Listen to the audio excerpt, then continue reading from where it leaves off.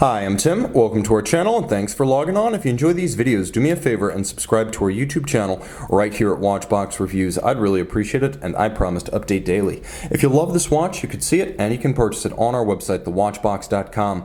This is a tried and true classic. The combination of the Power Reserve Small Seconds, the Moon Phase, and the Radial Date first joined the Patek Nautilus lineup back in 2005 with the one-year-only 3712. The next year, this was born, the 5712. 1A-001, 40 millimeters in stainless steel on my 16 centimeter circumference wrist. This micro-rotor automatic multi-complication is a graceful and thin timepiece. Even including the end links of the bracelet, the watch spans a lovely and compact 46 millimeters across the wrist, and it's only 8.5 millimeters thick with a generously sloped case flank, such that I can recommend this watch for a wrist as compact as 13.5 centimeters circumference. It really does wear very well on a smaller wrist. Again, my wrist 16 centimeters in circumference, just to give scale.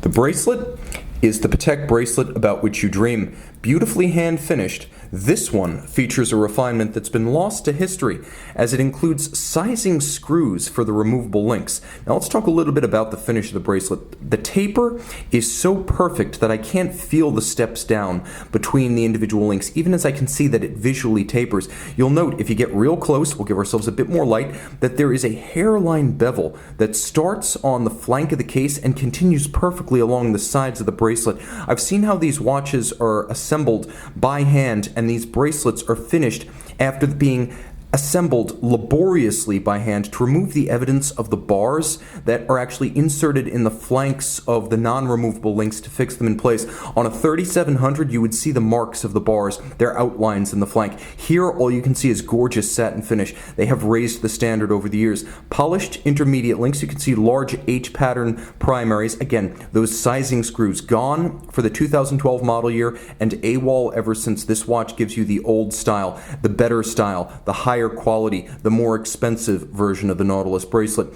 You'll also note that it's fairly modern, with spring-loaded pin snaps inside the double folds to help preserve the tolerances over time, and there is a Calatrava cross style clamshell to lock it in place and keep it secure on the wrist. Now, jumping back to the case, you can see that it is quite different from an Aquanaut.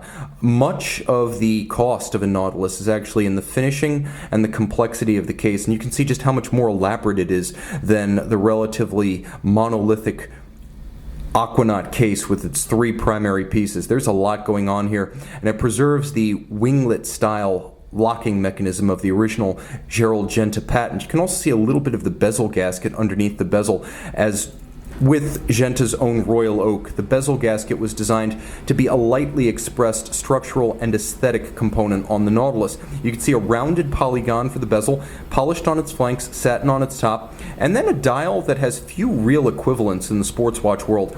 Off the top of my head, it is a challenge to think of other small second Power Reserve coaxial moon phase radial dates. You have the longitudinal striations, a hallmark of Nautilus design, white gold hands and indices that will never tarnish or corrode or oxidize. Of course, you have a little bit of a gradient metallic fade that's sort of silver blue at its center and a dark navy at its edge with a dimple style minute track outboard. You know you're looking at a 5712 rather than a 3712 because you see those 4 red dots instead of 3. There are other signs, but that's probably one of the easiest calling cards. Also, the index at 6 o'clock is cropped a little bit by the scale of the date. Now, the watch has a screw-down crown and a water-resistant rating of 60 meters, so the timepiece can be taken swimming, but for surface swimming only. You don't want to test the limits of this one. There are 120-meter Nautilus models, but this particular model is 60 meters. Again, more than enough for most aquatic activities in which you would engage with an ultra-luxury timepiece. The caliber, as you can see, is based on the 240 micro-rotor automatic winding with a 22-karat micro-rotor. The watch has a 38 to 48-hour power reserve. It beats away at 21,600 vibrations per hour, and it features a Gyromax-style free-sprung balance, so it's very shock-resistant. It's regulated in 5 positions like a chronometer, but then it also features a Patek Philippe Spiromax silicone hairspring, so it's highly anti-magnetic.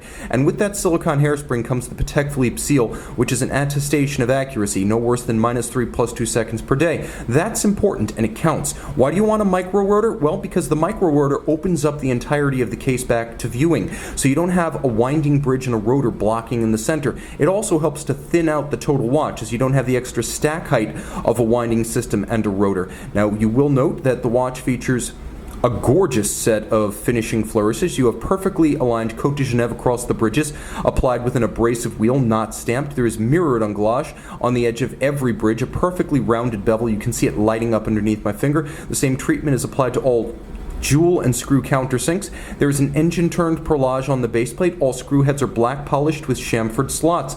It is gloriously decorated, and a huge part of the value of the watch comes in the decoration of the movement. Like the case and its complexity, the fine finishing and the time spent on doing it manually is a big part of why you pay what you do for this watch new. Now, of course, the secondary market has gone crazy, but it's nice to know that even if you do pay the secondary market price, you're getting something that's substantial and enduring. Bubbles don't always last, but this watch will. See it and make it yours for keeps on the watch box. Nautilus moon phase by night. Fun fact, with the combination of the Patek Philippe seal introduced in mid-2009 and the screw-fixed links in the bracelet, this watch is representative of a series of 5712s that were made between mid-2009 when the Patek seal arrived and the end of 2011, which was the end of the screw-fixed links in the bracelet. So a relatively short-lived version of a rare watch.